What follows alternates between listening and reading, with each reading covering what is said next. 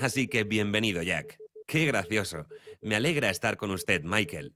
Bueno, pues esta es la pregunta con la que me gustaría que comenzáramos, ya que vamos a conversar sobre éxito. ¿Cómo define el éxito? Bueno, es muy interesante. Yo solía definir el éxito como el ser capaz de crear los resultados deseados en la vida, ya fuera salud, riqueza, buenas relaciones, poder viajar o lo que fuera. Pero en los últimos años, mi definición se ha transformado en algo que creo que es más profundo, más verdadero. Ahora lo defino como el hecho de lograr el propósito de nuestra vida. Creo que cada uno de nosotros nace con un propósito único y que tenemos la responsabilidad, o al menos la oportunidad, de manifestarlo en esta vida. Si lo logramos, sea cual sea el nivel al que sentimos que debemos hacerlo, entonces somos exitosos. Para algunos, este propósito será irse a vivir humildemente a un bosque, cultivar un jardín orgánico para alimentar a su familia y vecinos, y así intentar ser felices. Para otros, será publicar poesías. Para otros, como Ofra, puede ser abrir su propio canal de televisión. En todo caso, lo que tenemos que hacer es buscar en nuestro interior y encontrar ese propósito. Luego salir ahí fuera y cumplirlo. Vamos a saber que lo estamos haciendo bien cuando nos sintamos felices. Sabe, yo creo que la felicidad es nuestro ser puro, un sistema de guía, si quieres. Así que yo sé cuando estoy siguiendo mi propósito porque encuentro felicidad en la vida. Cuando siento esa felicidad, esa plenitud, entonces sé que soy un hombre exitoso. Una idea clara y concisa. Además, me parece que todo eso de tener felicidad como brújula, como guía, es una forma hermosa de movernos por la vida. He estado repasando el libro Los Principios del Éxito, que leí cuando salió, allá por el 2003 o 2004. 2005, en realidad. Bueno, pues recuerdo haber pensado, ¿64 cosas que tengo que recordar? Así que decidí que una buena forma de pasar el tiempo juntos hoy aquí sería concentrarnos en 5 de esos 64 principios. Digamos, los que más le hayan ayudado a usted, Jack Canfield, a lograr el propósito de su vida. Entiendo que los 64 interaccionan y que todos son útiles, pero si solo pudiera elegir 5, me gustaría que nos concentráramos en esos para que los oyentes puedan realmente quedarse con una idea clara de cómo pueden empezar a usar esos principios en sus propias vidas. Claro que podemos. Pero antes querría decir una cosa. Si yo viniera y le dijera, Michael, ¿puedes conservar 2 órganos de tu cuerpo, pero los demás tienen que ser eliminados? ¿Cuáles son los 2 que elegiría? Podría quedarse con los pulmones y el corazón, pero perdería el estómago, los intestinos, el bazo, los riñones, el hígado. No podría vivir. La razón por la que hay 64 principios en ese libro es porque sentí que muchos otros libros, que te dan los 7 secretos de esto, o los 5 hábitos de aquello, estaban incompletos. Sentí que esa era una de las razones por las que tanta gente no estaba consiguiendo el éxito, porque no tenía la idea, el panorama completo. De mis 64 principios, no todos son cruciales, unos 30 son los más importantes. Hoy, como dice, podemos centrarnos en 5, y yo encantado. Pero quería decir que ese es el motivo por el que escribí ese libro, y por eso es bastante más extenso que otras obras sobre el tema. Me gusta decir que el éxito es como la combinación de una caja fuerte. Si sabes la combinación, no importa si eres negro o blanco, o si eres joven o viejo, hombre o mujer, no importa si vives en Texas o París, la cerradura se abrirá. Lo que pasa es que a mucha gente le falta algún número o tiene los números en el orden equivocado. Por eso no tienen éxito. Así que lo que yo enseño y realmente lo que dirige mi vida es un sistema. Yo lo llamo el sistema del éxito que nunca falla, porque cuando aplicas el sistema en orden, de la forma en que está diseñado, puedes obtener el resultado que quieras, incluso... Entonces veamos, déjeme. Me he atascado entre los riñones y el páncreas. Déjeme hacerle la pregunta de un modo diferente. Claro que digo 5 un poco al azar, pero ¿cuáles son los principios que resultan ser absolutamente esenciales? Tal vez un poco por sorpresa, porque no era obvio desde el principio que serían tan importantes. Sabe, creo que para mí, yo crecí en una casa llena de quejas y culpas. Mi padre sentía como si el mundo estuviera en su contra, y yo heredé la misma actitud, porque era lo que me rodeaba todo el tiempo. Una vez, un terapeuta de la Gestalt, Robert Resnick, cuando vivía en Los Ángeles, me enseñó un principio, o más bien una fórmula. Evento más reacción igual resultado. La vida está hecha de eventos a los que reaccionamos y nuestra reacción produce un resultado. Si no nos gusta el resultado, lo único que podemos cambiar es nuestra respuesta, porque los hechos, los eventos, son los que son. Tuve que empezar a darme cuenta de que no había nadie que me impidiera tener éxito. Eran mis propios pensamientos, mis comportamientos o falta de reacciones, lo que generaba los resultados. La otra cosa que tuve que reconocer fue que mucho de mi vocabulario era propio de lo que se llamaba el lenguaje de la víctima. Todo era no puedo permitírmelo, no tengo la educación que necesito. A través de terapia aprendí a abandonar ese lenguaje y a tomar el 100% de la responsabilidad de mi vida, dejar de culpar, dejar de quejarme. Así que literalmente ahora vivo mi vida según el principio de que lo estoy creando todo. Y tengo que decir que yo no estoy en el nivel más alto de consciencia. Hay gente como por ejemplo Esther Hicks, cuando entra en contacto con Abraham, pero la verdad es que, no sé, a lo mejor es verdad. Tal vez somos responsables solo al 98% de las cosas que nos pasan. Pero para mí, cuando actúo como si toda la responsabilidad de que mi mujer se enfade conmigo, por ejemplo, actúo como si la responsabilidad fuera mía, entonces es muy difícil que cuando tu mujer hace algo realmente negativo y tú dices, ok, ¿cómo estoy creando yo esta situación? ¿O cómo estoy dejándola comportarse así? Y lo único que quieres es soltar una palabra como pup. Ya sabes, estás realmente enfadado. Pero en realidad pienso, hay algo que he hecho o que no he hecho, no he estado atento, no la he ayudado a formarse más, ¿sabes? Lo que sea. Lo que hago es actuar como si yo fuera 100% responsable y la verdad es que así la vida se vuelve algo mágico. Diría que esa es una de las primeras cosas que cuando tenía unos 30 años marcó un momento de cambio en mi vida. Conozco a mucha gente que habla sobre la responsabilidad, pero para dar un ejemplo concreto, tengo un amigo que tiene una iglesia y un día decidió hacer un experimento. Quería saber cuántos días llevaría a lograr que la gente de su comunidad pasara 30 días sin quejarse. Así que para hacer campaña, hicieron unas pulseras moradas. Sí, yo de hecho tengo una. Sí, y que dice sin quejas. Y lo que me dijo fue que pasó más de la mitad de un año antes de que la gente pudiera pasar 30 días sin quejarse, sin hacer una queja. Creo que para mí esto fue muy importante, porque tenía una visión muy negativa.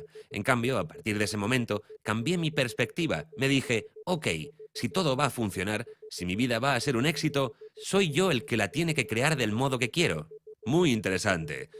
No estoy seguro, pero ¿pasó usted algún tiempo con Nathaniel Branden? Sí, Nathaniel y yo éramos muy amigos. Ah, porque ahora que contaba eso, estoy pensando en una de mis anécdotas favoritas, de un amigo mío, que estaba en un grupo que llevaba Nathaniel. Por lo visto, un día entró en la sala y escribió en la pizarra, no va a venir nadie, ¿sabes? Todo relacionado con asumir la responsabilidad, etc. Así que una de las mujeres del grupo alzó la mano y dijo, pero Nathaniel, tú has venido. Él pensó un momento y le respondió, bueno sí, pero solo he venido a deciros que no va a venir nadie. Muy interesante. Es interesante porque ahora, cuando habla de responsabilidad a este nivel, entiendo lo que dice sobre la consciencia, y que no sabe de qué cosas somos o no responsables a nivel cósmico, pero en nuestra propia responsabilidad, digamos, si jugáramos un juego hipotético sobre responsabilidades, ¿se siente responsable, por ejemplo, de los accidentes de tráfico que ocurren en India o solo de los eventos que ocurren directamente en su vida? Asumo la responsabilidad de las cosas que ocurren en mi vida y a mi alrededor, en mi familia, en mi empresa, en las organizaciones que gestiono, etc. Por ejemplo, si estoy volando y el avión comienza a caer, pensaría, ¿qué he hecho para ayudar a crear esta situación? A lo mejor no estaba prestándole atención a mi intuición cuando subía al avión y me decía, no te subas. Tengo amigos a los que les ha pasado empezar a embarcar un avión y sentir que algo no iba bien. Bajarse antes de que despegara y luego el vuelo tuvo un accidente. Así que me preguntaría, ¿estaba prestando atención? Sabemos que hubo gente en el tsunami, ¿sabes? En Sri Lanka y Tailandia, donde fuera, en Indonesia, que literalmente sintió que algo anormal estaba pasando. Fueron a zonas más altas, lejos de la zona al nivel del mar, y sobrevivieron. Sabemos que los elefantes y los perros empezaron a correr hacia las colinas mucho antes de que el tsunami llegara a la costa, así que tenemos la capacidad, ya sabe, de prestar atención a nuestra intuición. Ahora, ¿causé yo el tsunami? ¿Causé yo la revolución en Egipto? La verdad es que no lo llevo tan lejos. Algunas personas tal vez sí, pero yo no. Claro, pero mientras le escucho estoy pensando, por un lado todo esto te hace sentir increíblemente en control, como, bueno, tengo mucho que decir en este juego. Pero por otro lado, una parte de mí piensa, uff, debe ser dificilísimo relajarse sintiéndose culpable de tantas cosas. Bueno, para mí no es un tema de culpa.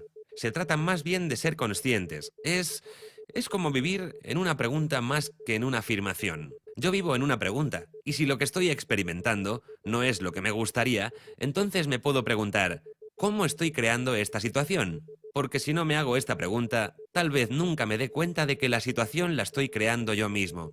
Pero si sí me hago esa pregunta y comienzo a analizar las cosas, especialmente si lo hago a través de la meditación, lo que pasa es que comienzo a conseguir respuestas, porque estoy mucho más calmo, más concentrado y puedo acceder a una sabiduría más profunda. Siempre encuentro respuestas. Y esas son cosas sobre las que sí tengo alguna influencia. Sabe, mucha gente, cuando hago entrevistas, me dicen, bueno, sabe que hemos aprendido con la medicina que no hay que culpar al paciente por tener cáncer y todo eso. Y yo le pregunto a la gente, si están enfermos de cáncer o tienen diabetes, les digo, bueno, ¿has dejado de comer azúcar en los últimos 10 años? ¿Lleva algo para mantener las frecuencias electromagnéticas fuera de su cuerpo? Hay todo tipo de inventos para eso. ¿Se depura regularmente y pasa en ayunas 1 o 2 días al menos una vez al mes? ¿O hace depuraciones aún más largas? ¿Lava su ropa en seco y su cuerpo está en contacto con químicos nocivos a través de su ropa? ¿Se maquilla? Sabemos que en cualquier lápiz de labios normal, que podemos comprar en Nordstrom, o ya sabes, en tiendas tipo Sephora, hay hasta 144 sustancias cancerígenas que nos ponemos directamente en los labios, que están diseñados para absorber toxinas.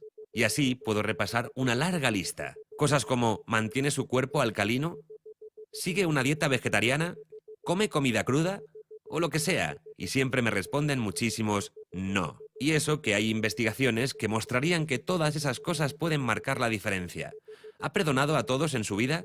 Porque sabemos, mucho más que los químicos tóxicos, sabemos que la gente puede ingerir químicos tóxicos y no enfermar nunca de cáncer. Pero hay gente que es tan resentida y de hecho tiene un lenguaje corporal particular. Puedes estudiar cómo las mujeres que tienen caderas muy anchas y también los hombres tienen mucho resentimiento en su cuerpo, así que ¿ha perdonado a todos los que necesita perdonar en su vida? ¿Está meditando regularmente y siguiendo su guía interior? Tal vez odia su trabajo y se está generando cáncer para tener algo de tiempo de baja. ¿Sabe? Lo que quiero decir es que hay muchas cosas de las que no nos responsabilizamos porque no queremos enfrentarlas, pero cuando lo hacemos, nos damos cuenta de que somos responsables de mucho más de lo que parece en un principio. En cuanto a nuestros pensamientos, nuestra nutrición, nuestro estado físico, en cuanto a perdonar, etc. Pero la mayoría de la gente no lo hace.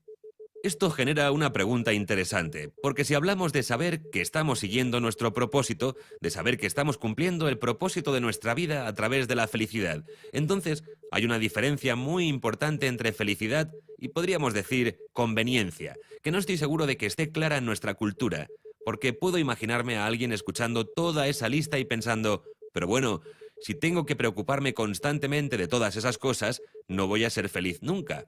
Puede ser. Una de las cosas que le enseño a la gente es a vivir la vida como si fuera una serie de experimentos de 30 días.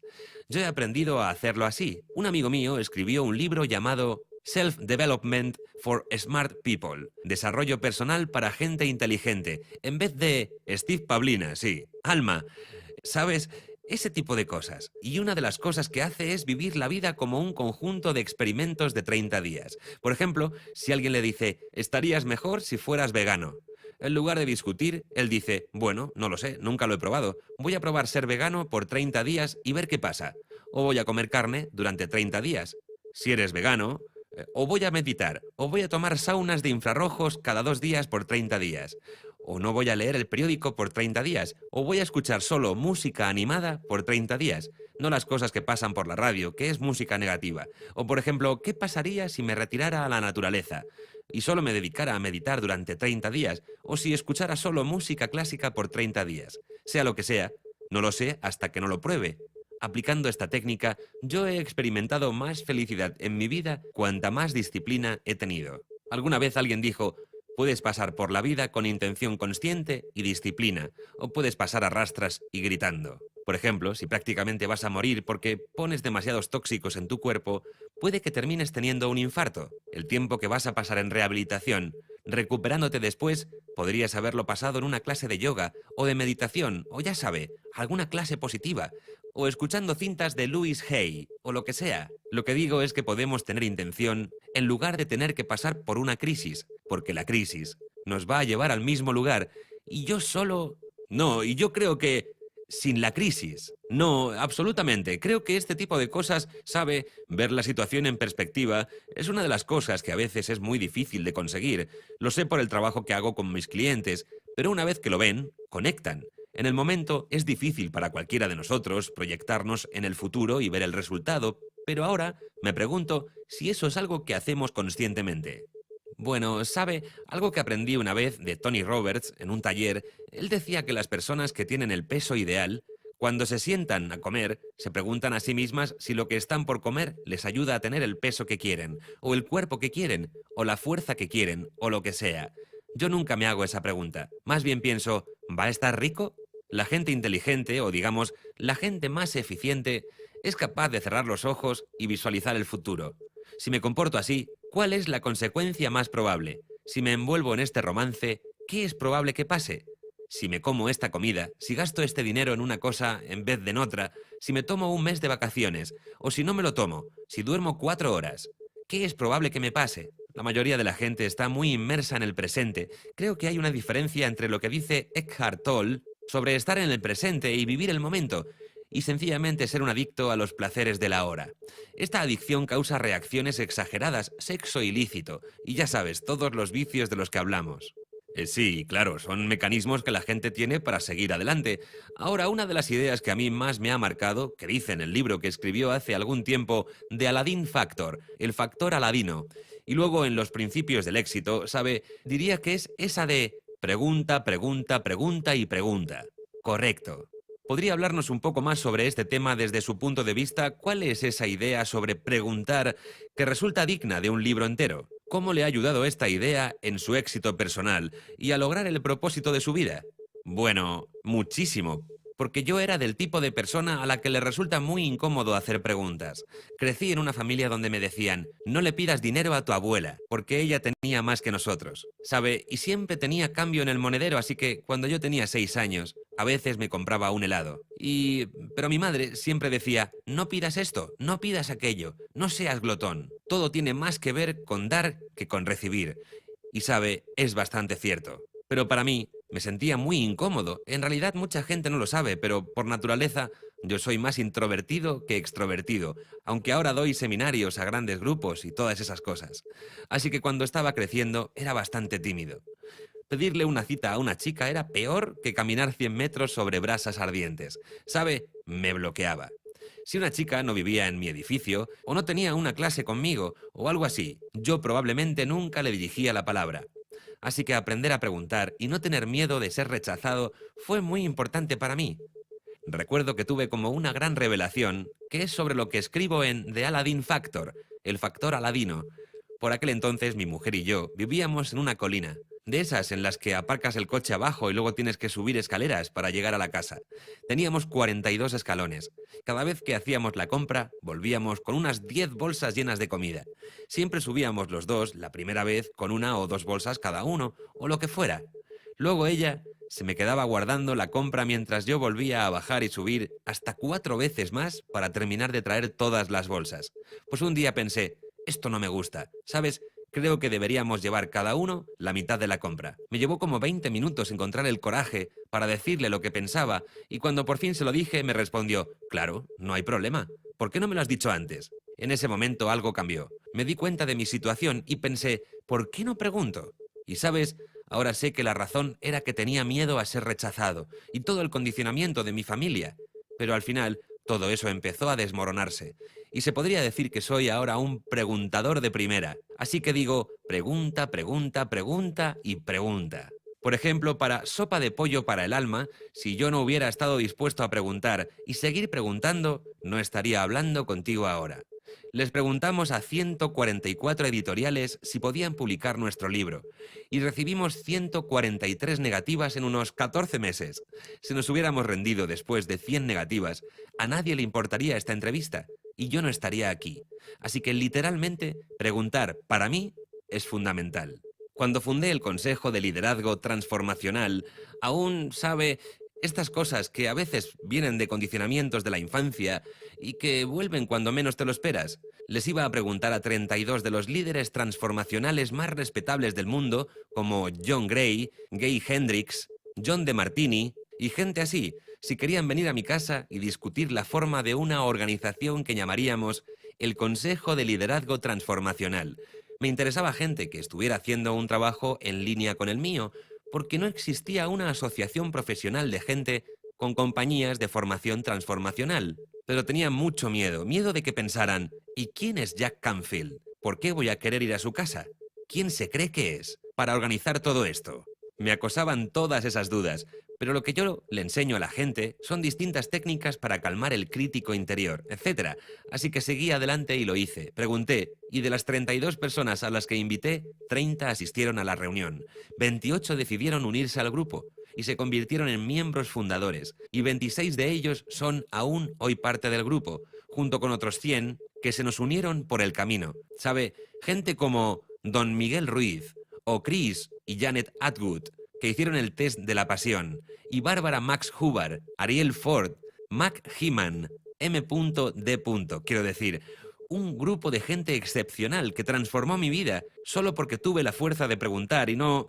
¿Sabes? Lo que le enseño a la gente, y que yo también tuve que aprender, es que cuando alguien dice que no, no es un problema. Es solo, ¿sabe? Bárbara King Solberg, la cito en nuestro libro, En sopa de pollo para el alma del escritor. Dijo, cuando recibes una carta de rechazo de un editor a quien has enviado tu libro, no quiere decir que tu libro no sea bueno. Solo significa que el editor que se va a enamorar de tu libro no vive en esa dirección. Quiere decir que en algún lugar hay una persona a la que le vas a encantar.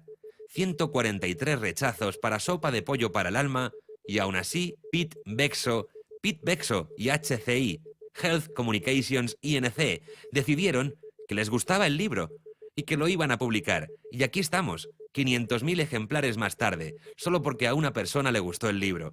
Así que no hace falta mucha gente, sino esa gente que diga sí. Siempre le digo a la gente, un poco en broma, que piensen en una persona que conozcan que sea la más insoportable, egoísta y posiblemente fea. Y 9 veces de 10 es una persona casada. Alguien la ama, alguien dijo sí. Y eso puede pasar. Entonces también nosotros podemos tener nuestro sí. Y ahora, después de todo lo que ha pasado para superar el miedo a preguntar, por el modo en que habla pareciera que ya no lo notas. ¿Pero todavía es algo en lo que tiene que trabajar o es cosa del pasado? Bueno, el miedo a ser rechazado vuelve de vez en cuando. Por ejemplo, recuerdo una vez cuando iba a llamar a Donald Trump para una entrevista, para un libro en el que estaba trabajando. De repente me puse como... ¡Oh! Donald Trump. ¿Sabe? Es otra categoría que, por ejemplo, John Gray, a quien conozco un poco. Así que, sí, a veces el miedo vuelve. Sobre todo cuando me voy a enfrentar a una persona tan importante. Pero por lo menos ahora sé cómo tranquilizarme y, digamos, navegar bien por la situación.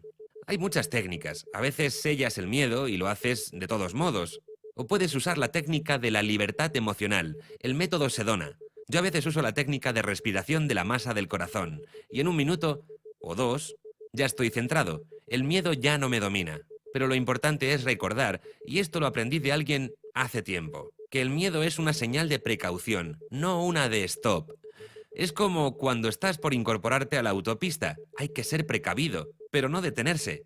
Así que me tomo un momento, presto atención a mi fisiología, miro a ver qué es lo que me pasa y digo, ah, sí, ese soy yo que pienso que no soy lo bastante bueno o que no soy tan importante como ellos. Pero luego me doy cuenta de que sí que lo soy, así que sigo adelante. Sabe, una de las citas que escuché por primera vez gracias a usted, creo que es una cita de Harry Truman. Es... No todos los lectores son líderes, pero todos los líderes son lectores. Y me doy cuenta, ahora que le escucho hablar, y por cómo lo hace en sus libros, de que está siempre activamente leyendo, aprendiendo y buscando información nueva. ¿Es una elección suya, consciente, o simplemente le entusiasman las nuevas ideas? Diría que es una combinación de las dos cosas. Las ideas nuevas me entusiasman. Por ejemplo, cuando estoy en la sala de espera del doctor, a lo mejor cojo un libro de química que alguien ha dejado y lo leo con total interés, aunque la química en sí no me interesa especialmente. Sabe, un poco de todo. O por ejemplo, si viera mi baño, hay una pila de como 5 revistas junto al váter. Son todas cosas que me gustaría leer en algún momento, cosas a las que me he suscrito, tipo The Science of Mind Magazine, la revista Ciencia de la Mente, ¿sabes? Tipo ODE, que creo que ahora le han cambiado el nombre, Success Magazine, la revista Éxito, National Geographic, Travel and Leisure, Viaje y tiempo libre. Supongo que siempre me apetece aprender y me di cuenta ya de pequeño de que leer es una manera genial de aprender. Hace poco he cambiado una cosa en mi vida, porque solía leer un libro por día. Fui a un curso de lectura rápida, de fotolectura se llama, y puedo leer casi tan rápido como puedo pasar las páginas. Pero me di cuenta de que, cuando volvía a buscar algo en particular en un libro, no recordaba el 90% de lo que había leído.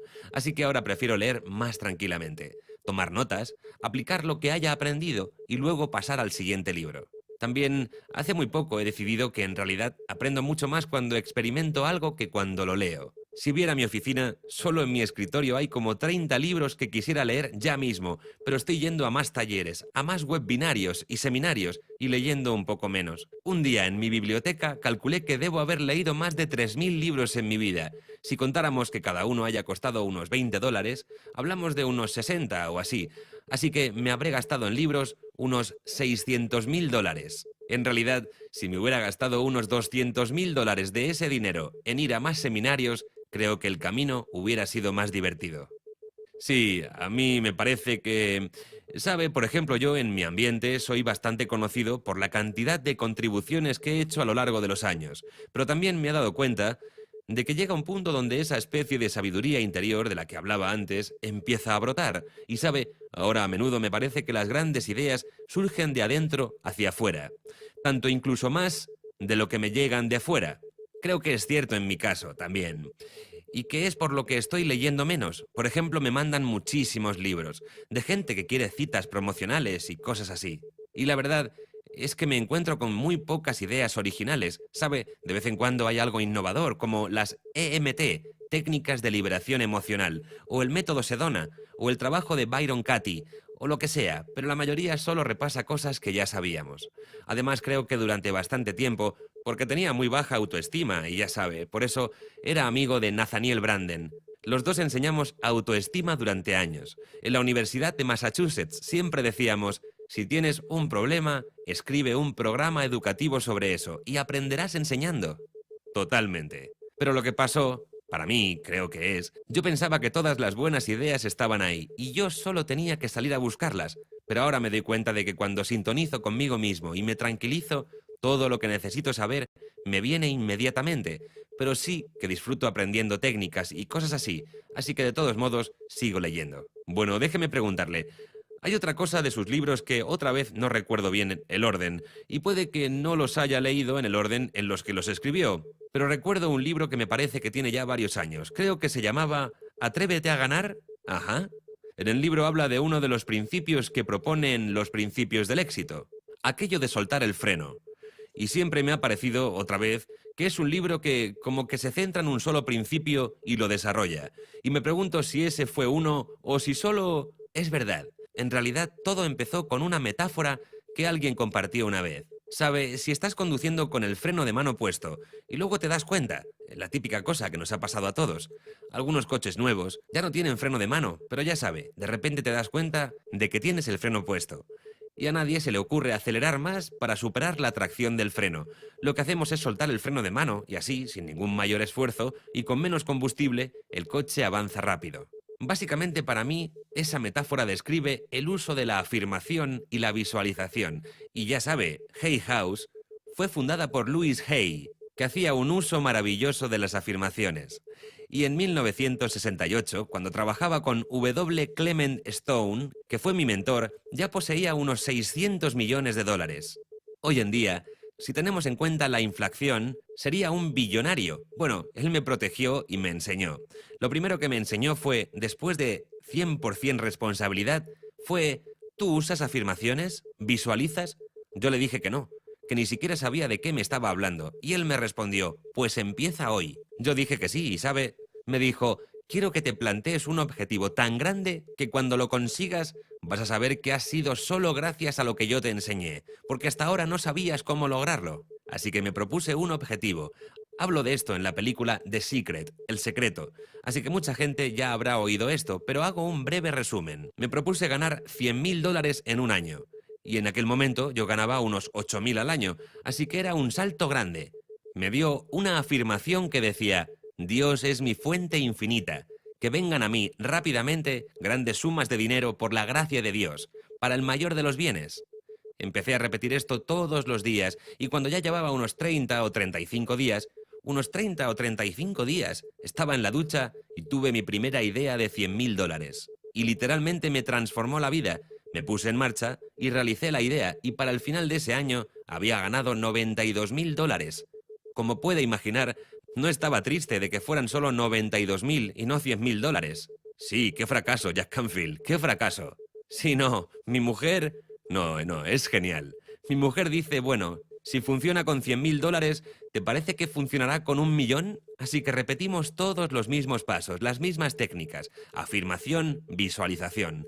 Hice una especie de billete de $100.000 y lo colgamos del techo. Así era lo primero que veíamos cada mañana cuando nos despertábamos. Luego meditábamos, visualizábamos el estilo de vida de $100.000 mientras yo repetía mi afirmación. Y la vida se volvió muy, muy mágica.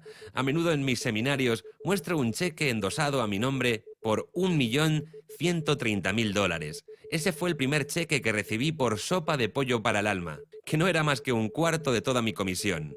Eso hace $6 millones al año, así que yo sé que todo esto funciona. Pero la mayoría de la gente no se lo toma muy en serio, y no lo hace a diario. Es realmente un hábito que tiene que ser diario. Si he aprendido algo, Michael, es eso. Hace algún tiempo en la NASA hicieron un experimento en el que les pusieron gafas con lentes convexas a un grupo de astronautas para que vieran todo boca abajo. Así se podía verificar que iban a ser capaces de soportar la gravedad cero. Si aguantaban ese nivel de desorientación, porque iban a estar en la estación espacial, ¿sabe? En el espacio, y allí estarían en gravedad cero. Así que si no eran capaces de soportar el tener todo boca abajo, se pensaba que no iban a soportar la gravedad cero. Pero después de 25 o 30 días de experimento, llevando 24 horas al día las gafas puestas durante 30 días, todos los astronautas se invirtieron. Sus cerebros dieron la vuelta a la imagen, así que los neurocientíficos determinaron que el cerebro necesita 30 días sin interrupción para crear una percepción neutral. Pero, ¿por qué digo sin interrupción? Pues porque el segundo experimento que hicieron fue hacer que la mitad de los astronautas se quitara las gafas en el día 15, durante 24 horas. Y resulta que después de eso, hicieron falta otros 25 o 30 días de trabajo para que el cerebro invirtiera la imagen. Así que sabemos que no se puede interrumpir el proceso y ya hace años que nos dicen que lleva 3 o 4 semanas cambiar una rutina. Sabe, por ejemplo, cuando escribimos la fecha en un cheque, en enero seguimos escribiendo 2012 por 3 o 4 semanas, cuando en realidad estamos en 2013, hasta que después de repente nos damos cuenta. Así que yo, cada vez que aprendo algo que quiero incorporar en mi vida, me aseguro de hacerlo sin parar durante 30 días. Luego le presto especial atención por un par de meses y al final se convierte en un hábito, en algo inconsciente. Ya no tengo que pensar más en ello. Tengo una pregunta. Se me acaba de ocurrir y definitivamente es interesante para mí, así que supongo que lo será también para mucha gente. ¿Cómo ha cambiado su relación con el dinero, con el paso del tiempo? Porque se me ocurre, un poco por mi experiencia de trabajar con gente de éxito, que no es la misma. No es que sea cuanto más mejor, sino que hay un punto en el que el modo de pensar en el dinero cambia. ¿Cuál ha sido ese cambio para usted? Bueno, yo crecí en una familia bastante pobre, así que el dinero era todo un tema. Yo siempre quería un poco y tal vez por eso luego me centré tanto en generar riqueza. No escribí sopa de pollo para el alma para hacerme rico, lo escribí para generar un impacto. Nuestro eslogan para la serie era Changing the World One Story at a Time, cambiando el mundo una historia a la vez. Y realmente se trataba de eso. Pero lo que siento es que para mí, y ahora respondo a su pregunta, la gente que está comprometida con cualquier propósito de su vida siempre va a conseguir suficiente dinero para hacerlo. Tal vez no mucho más, tal vez no te hagas rico, pero siempre tendrás suficiente para hacer aquello que has venido a hacer. Por ejemplo, yo estoy seguro de que mucha gente cree que soy más rico de lo que en realidad soy. Sabe, probablemente tengo un valor neto de unos $20 millones, que para mucha gente es muchísimo dinero, pero Cuando entras en este mundo de gente con tanto dinero, siempre te encuentras con gente que tiene 100 millones de dólares, 1000 millones o lo que sea. Lo que digo es que nunca sientes que lo tengas todo. Pero bueno, yo ahora mismo estoy satisfecho. Sin embargo, sí que siento cambios en cuanto al dinero. Solía verlo como algo que necesitaba, así que tenía que conseguirlo.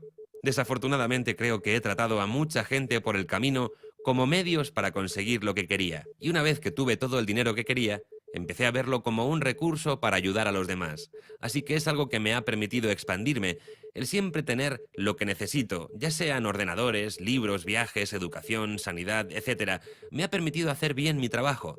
Si necesitamos una videocámara nueva o un nuevo proyector, no me lo pienso dos veces, porque sé que me lo puedo permitir. Así que estoy en paz con el dinero, no me preocupa. Siempre sé que hay suficiente, y eso me tranquiliza. No lo veo como mío, sino más bien como si lo tuviera cuidando para una causa mayor. ¿Tiene sentido? Tiene mucho sentido, especialmente cuando el éxito significa lograr el propósito de tu vida. Todo lo que te ayude a cumplir ese objetivo, el dinero, es una de las cosas que puede claramente ayudar. Ahora, ¿puede hablarnos un poco sobre la relación que existe entre éxito y felicidad? Bueno, ¿están conectados o son dos cosas separadas? Bueno, sabe, nos referimos siempre a palabras como felicidad o gozo, pero ¿son lo mismo? ¿Son diferentes? Yo creo que volviendo un poco a lo que decíamos al principio de la entrevista, creo que para mí veo el gozo como el modo que tiene mi cuerpo de decirme que estoy haciendo lo que debería. Por ejemplo, a veces me acuesto tarde. Anoche, sin ir más lejos, estuve trabajando hasta las 2:30 de la madrugada, terminando un capítulo para un libro que estoy escribiendo. Y trabajo, para alguna gente parecería muchísimo, pero para mí no es ningún esfuerzo, porque hago algo que amo. Eso no quiere decir que no tenga desafíos, que a veces no me bloquee o me quede atascado. Sabe, a veces hay que resolver problemas, como una vez que alguien no envió el pasaporte a tiempo para conseguir una visa para nuestro viaje a India. Tuvimos que enviar un mensajero, asegurarnos de que todo llegara a tiempo, y siempre tenemos retos de este tipo. Pero en mi caso, yo creo que eres feliz cuando tienes éxito, y creo que gozo y felicidad son tal vez los objetivos absolutos, pero tienes que encontrar qué es lo que personalmente te ayuda a conseguirlo. Se puede decir que la felicidad es nuestro estado natural y que lo único que hacemos es ponerle obstáculos, y puede que haya algo de verdad en eso. Por eso cuando meditamos y nos liberamos de las creencias que nos limitan, de nuestros resentimientos y miedos, sabe, creencias sobre nosotros mismos, etc., la felicidad está siempre ahí. Y sí que creo que eso es lo que somos realmente. En mi caso, creo que la mayor parte del día soy muy feliz. A veces veo a la gente a mi alrededor enfadarse, ¿sabe? El vuelo va a salir con retraso, vamos a perder la conexión, o lo que sea, y yo estoy como, bueno, ¿y qué? Mientras hagamos todo lo mejor que podamos, ¿para qué vamos a arruinar la felicidad que sentimos en este momento? Ajá, una paradoja que escucho en lo que dice y que además he experimentado en carne propia es que por un lado, sabe, usted parece ser una de las personas que más duro trabaja en este sector. Sabe, le echa muchísimas horas.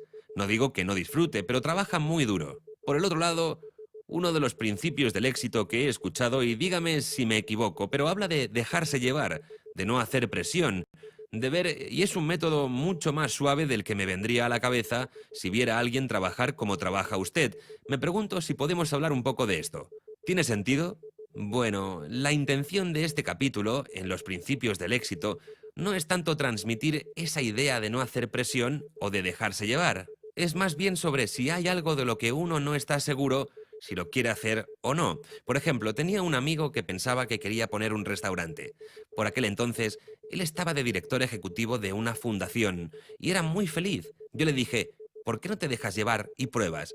¿Por qué no consigues un trabajo en un restaurante o trabajas en uno como voluntario? Aprendes un poco sobre el negocio y ves si realmente te gusta. ¿Sabe? Un mes después me dijo que siempre le había gustado cocinar, pero que un restaurante como negocio era demasiado. Y se dio cuenta de lo que quería hacer. Me dijo, quiero que vengan amigos a comer a mi casa una vez a la semana y hacerles una cena espectacular, pero poner un negocio sería una tortura. Y yo un poco lo sabía porque mi abuelo trabajaba en la hostelería. Así que dejarse llevar significa más que eso. Significa, sabe, si no estás seguro de algo, pruébalo. Gana un poco de experiencia. Haz uno de los experimentos de 30 días de los que hablábamos antes y mira si encaja. Si resulta ser una experiencia satisfactoria y que te hace feliz, entonces déjate llevar aún más y envuélvete más. Ahora, también hay una cosa que enseño que se llama éxito sin esfuerzo. Lo que significa básicamente es que el éxito no debería sentirse siempre como que lo estamos arañando poco a poco, ¿sabe? Como si estuviéramos remando a contracorriente. La idea es que hay que echarle muchas horas. Toda la investigación que lleva, que dicen que lleva 10.000 horas hacerse experto en algo, unos 7 años. Hay estudios que muestran que si trabajas con un maestro, puedes reducir ese tiempo a la mitad, pero la idea es que no te conviertes en concertista de violín solo practicando un poco. ¿Sabe? Tienes que, si te gusta practicar y amas el violín, entonces practicarás. Recuerdo haber leído sobre, creo que era Joshua Bell, que practicaba 11 horas al día cuando estaba en la academia de música. Yo adoro escribir. Muchos escritores dicen que odian escribir, pero aman haber escrito. En mi caso, yo disfruto mucho con el proceso, me divierte, me encanta enseñar, me encanta hacer este tipo de entrevistas. Creo que fue Thomas Edison que dijo, cuando tu vocación se siente como una vacación, entonces sabes que la has encontrado. Para mí es realmente así. Ahora, para volver a la frase con la que abrió la pregunta, mi mujer y yo nos vamos a tomar casi todo julio y agosto de vacaciones este verano. Pero yo también me voy en una semana a una gira de 16 días por Oriente Medio. Todos los días voy a subir a un avión o a un escenario. Voy a estar como en 7 países, trabajando mucho. Sabe, a veces terminaré a las 7, tomaré un avión y a las 11 llegaré a otro sitio a las 3 de la mañana y vuelta a empezar. Tendré que estar otra vez en el escenario el día siguiente a las 9 de la mañana, pero me encanta. Claro, yo llevo una vida parecida y tengo una experiencia similar, y esto me lleva a la próxima pregunta. Porque una de las cosas que debe pasar a veces es que se le acerque gente todo el tiempo diciendo, por favor, Obi-Wan Kenobi, danos en una palabra el secreto del éxito. Ajá, quisiera saber no qué es lo que responde a este tipo de preguntas, sino más bien quisiera saber qué es lo que ve, más a menudo, que se interpone entre la gente y el hecho de lograr el propósito de su vida. Bueno, sabe, veo varias cosas. La primera de todas es que veo gente que nunca se ha tomado el tiempo de encontrar su propósito. No han hecho el trabajo interior, la meditación, la relajación, la contemplación profunda, un análisis de fondo o como sea que queramos llamarlo. Sabe, solo hay que decir, bueno, ¿para qué estoy aquí? ¿Qué habilidades tengo? ¿Qué es lo que me hace más feliz? Tenemos una técnica sencilla, solo basta con lápiz y papel. Creo que está en la página 23 de mi libro. Se llama el ejercicio del propósito de vida. Se puede hacer en unos 10 minutos y te ayuda a conseguir mucha información sobre tu propósito de vida. La otra cosa que la gente a veces no hace, que es la otra gran causa de fracaso que veo, es que no actúan. Sabe, cuando The Secret, El Secreto, se hizo bastante popular, había gente que se me acercaba y me decía, he visto la película 66 veces y aún no soy millonario. Yo les digo, dejad de mirar The Secret, El Secreto, e id a hacer algo que genere dinero. Es como uno de los mejores consejos que me han dado en mi vida, un tal Marshall Turber. Me dijo, si quieres hacer dinero, tienes que jugar a un juego en el que se haga dinero. Esto fue más o menos cuando yo estaba trabajando en educación. Yo soy maestro y estaba dando clases a otros maestros. Y la verdad es que no se gana mucho dinero en la educación, ahora incluso menos que entonces. ¿Sabe? ¿Es un maestro menos valioso que un jugador de béisbol? No, pero lo que él me enseñó es que cuando alguien batea una pelota en un partido de béisbol en la televisión nacional, hay 17 millones de personas mirando. Cuando un maestro enseña en la clase, solo hay 32 niños y un par de padres a los que les importa. Lo que quiero decir, no es que el maestro no sea valioso, porque creo que lo es. Quiero decir que sencillamente es un juego en el que no se hace dinero. Ahora, puede ganar dinero siendo maestro, como yo. Me di cuenta de que era un maestro con mayúsculas, un maestro espiritual. Pero la clave para mí es que tuve que tomar ciertas acciones que tal vez no eran parte de mi plan de juego inicial. Encuentro a mucha gente que visualiza, medita, afirma y hace bien toda la parte que tiene que ver con las vibraciones. Pero como creo que digo en The Secret, El Secreto, luego hay que preguntar, creer, recibir. Esas son las 3 cosas más importantes y parte de creer es actuar. Si le dijera que esta noche voy a dar una clase de levitación por $1000, ¿vendría? La mayoría de la gente diría que no. Dígame, ¿por qué no? Pues porque no creo que nadie pueda levitar. Nunca ha habido un vídeo en YouTube, nadie lo ha visto, nadie ha afirmado que pueda levitar. Y yo no creo que sea posible. Entonces, ¿por qué invertir en algo en lo que no creo? Ahora, si me hubieras visto levitar, flotar así, encima de la silla, diría, ¡wow! ¡Le creo! Así que voy a reaccionar. Lo que digo es que cuando reaccionas Estás en la segunda etapa, la de creer, porque uno no actúa, uno no reacciona frente a cosas en las que no cree o que no cree que funcionarán. Así que el hecho de actuar le comunica al universo nuestra creencia de que lo que queremos va a suceder realmente. Por ejemplo, cuando se nos ocurre un tema para un nuevo seminario, no nos ponemos a darle vueltas, sencillamente lo programamos. Alquilamos una sala, enviamos nuestros apuntes y actuamos como si el seminario fuera a suceder, porque ese es el tipo de acción que demuestra nuestra creencia de que esto es algo que va a funcionar. Así, para mí, es una parte fundamental del proceso. Una vez una mujer llamó a mi programa de radio cuando estaba haciendo un show que se llamaba El secreto de dejar ir. Era sobre liberar y actuar, una cosa muy por el estilo del método Sedona. La mujer quería ser jugadora de bolos profesional. Recuerdo que una de las cosas que le pregunté fue, bueno, si realmente creyeras que es posible cumplir ese objetivo, ¿qué harías que no estás haciendo ahora? Me respondió que podría apuntarse a un torneo de clasificación. Y fue gracioso porque, ¿sabe? Una vez que lo dijo en voz alta, se dio cuenta de que realmente era una decisión que podría ser muy constructiva. Sí, claro. Pero es verdad, somos así. Nos bloqueamos en la parte mental y no nos damos cuenta de que a veces la manera más fácil de empezar un camino es comenzar a caminar. Claro, otra cosa que veo, Michael, para volver a su pregunta, es que mucha gente no sabe qué hacer y no se mueve para descubrirlo. Por ejemplo, una vez me estaban maquillando para un programa de televisión en Dallas, un tipo Buenos Días América. La chica que me estaba maquillando, siempre le hago esta pregunta a la gente que me encuentro: ¿cuál es tu visión ideal de la vida? ¿Cuál es tu objetivo? ¿Cuál es tu sueño? Me respondió que algún día le gustaría tener su propio centro de estética. Y yo le dije, perfecto, ¿y qué estás haciendo para hacerlo realidad? Nada, me respondió. Pero nada no es una estrategia muy útil, ¿no? Cuando le dije que por qué no hacía nada al respecto, me respondió que en realidad no sabía bien qué es lo que tenía que hacer para tener su propio centro de belleza. Le dije, tengo una idea radical. ¿Por qué no encuentras a alguien que tenga uno y le preguntas cómo lo ha hecho? Le pareció una buena idea y me dio la impresión de que para ella fue como una revelación. Mucha gente no se da cuenta y yo le enseño en mis seminarios que si no sabes qué hacer, puedes simplemente preguntarle a alguien que ya lo haya hecho. Cuando decidí que quería ser un autor récord en ventas, llamé a John Gray, a Ken Blanchard, que escribió Manager al Minuto. Llamé a Bárbara de Angelis, que había escrito Making Love Work, hacer que el amor funcione. Llamé a mucha gente, como a unos 12, y les pregunté a todos qué habían hecho para que su libro fuera un bestseller. Anoté todo lo que me respondieron, y luego busqué características en común, cosas que todos hubieran hecho y que yo pudiera usar en mi propio libro. Así hice, y mi libro fue un bestseller. Así que, en resumen, si no sabes cómo hacer algo, encuentra a alguien que ya lo haya hecho y pregúntale cómo lo hizo. A veces la respuesta está en un libro, en un CD, en una entrevista como esta, y a veces tienes que preguntar en persona. Hemos estado hablando del éxito, pero durante los 10 minutos que nos quedan, me gustaría que nos apartáramos un poco de este tema y que habláramos de la parte espiritual de su trabajo. Hace unos minutos se describió como un maestro espiritual y de hecho es el líder de una organización de liderazgo transformacional. Si comenzamos un poco de forma paralela cuando nos definía el éxito, ¿cómo definirías la palabra espíritu? O transformación, si es más fácil. Bueno, sabe, creo que ambos conceptos son importantes.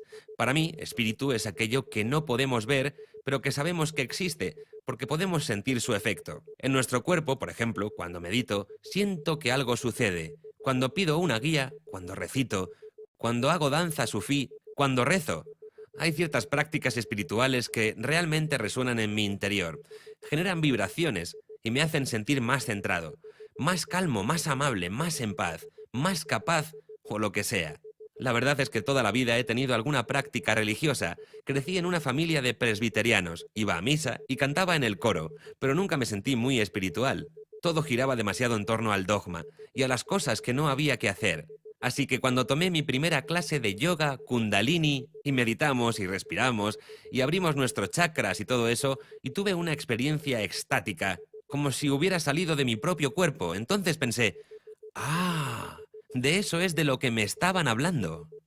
Así que, como a Michael Beckwith le gusta decir en la iglesia del Ágape, no nos interesa el dogma, nos interesa la experiencia directa de Dios. Sí, creo que el espíritu es sumamente importante y me gustaría pensar que uno de los motivos por los que soy un hombre de éxito es porque actúo según principios espirituales como amor, compasión, alegría, generosidad, misericordia, etc. Y en cuanto a la transformación, para mí es literalmente cuando algo cambia de forma radical. No es una cadena progresiva, algo gradual. Se trata de que la forma se trasciende a sí misma, podríamos decir. Por ejemplo, cuando la gente viene a un taller, no solo aprenden estrategias para tener éxito, que es de lo que hemos venido hablando hasta ahora, sino que experimentan un cambio en su propia consciencia, de su propia forma, de su sentido de tener una misión, un propósito, en fin, cosas que se experimentan a través del ejercicio y no de escucharme hablar. Ya sea que experimenten una sensación extraordinaria o tengan una revelación, desde ese día ya no son los mismos. Una vez alguien describió mi trabajo como ir a lavar el coche. Sales como nuevo, no eres el mismo coche que entró. A lo mejor es más bien como meter un Chevy en el túnel de lavado y sacar un Cadillac. Pero, ¿cómo sabes que has cambiado? Pues porque te lo dice todo el mundo, que no eres la misma persona. Y para mí esa es la parte más emocionante de mi trabajo. Creo que por eso siento como una cercanía con la gente que hace lo mismo que yo, que es, al fin y al cabo, por lo que creamos el Consejo de Liderazgo Transformacional. Cuando estaba entrevistando al Dr. Robert Holden para esta misma serie, para Hay House, contó una historia sobre dos orugas que miran al cielo y ven una mariposa. Entonces una oruga le dice a la otra: «Nunca vas a lograr convertirte en una de esas». Sí, me gustó la analogía, parecida a la de convertir el Chevy en un Cadillac, porque en mi trabajo lo que escucho más a menudo son variaciones que vienen a decir que nada ha cambiado, pero todo es distinto. Claro, todo es distinto, es verdad. Y realmente es así, cuando a alguien se le iluminan los ojos, es una experiencia única. Es verdad, y esa es otra metáfora genial, la de la luz en los ojos. Cuando conoces a alguien, te das cuenta enseguida si las luces están encendidas o no. Quiero decir, si sus ojos son radiantes. Los ojos así son comunes en la gente que medita. Ojos de meditador los llamo yo, pero pueden venir también de otro tipo de transformaciones. Por ejemplo, me interesan mucho las experiencias cercanas a la muerte. He leído muchos libros al respecto, he conocido a mucha gente y me gusta hablar de ello. Y a menudo cuando lo hago, siempre hay alguien entre el público que dice que ha tenido una experiencia similar. Y siempre hay dos cosas que me llaman la atención de esa gente: la fuerte sensación de paz y ausencia de miedo. Quiero decir, yo a veces hablo de no tener miedo, pero aún así a veces reaparece. Pero esa gente realmente no tiene miedo en absoluto, porque sabe, el miedo más grande que tenemos todos es el de desaparecer, de no existir más, de morir y que no haya nada después de la muerte. Pero una vez que has muerto y te das cuenta de que sigues existiendo, solo que has dejado atrás tu antigua forma, entonces nada te asusta. Una vez conocí a una mujer con ojos brillantes que transmitía esa armonía maravillosa. Le dije: «Hay algo que tú estás haciendo que yo también necesito hacer. O tienes un profesor al que tengo que conocer, o tienes alguna técnica que tengo que hacer, o tal vez alguna droga que consumiste cuando eras joven sobre la que me tengo que informar, lo que sea. Pero haría lo que fuera por tener el aspecto que tú tienes, o para sentirme tan bien como tú te ves». Y ella me respondió: «Deberías morir para conseguirlo». Así que me contó que había muerto y vuelto a la vida, y que una vez después de eso, cuando estaba en un aparcamiento en Los Ángeles, intentaron robarle con una pistola. El ladrón le preguntó por qué no tenía miedo. Ella le respondió que porque no podía matarla. «Tengo una pistola en tu cuello», le dijo el ladrón, pero ella le respondió que podía matar a su cuerpo, pero no matarla a ella. El ladrón se asustó tanto que se fue sin más. Creo que es llamativo cuántas historias de este tipo hay. Parece que fuera una experiencia casi universal, ¿sabe? Yo lo llamo la chispa, pero me gusta mucho tu expresión de ojos de meditador.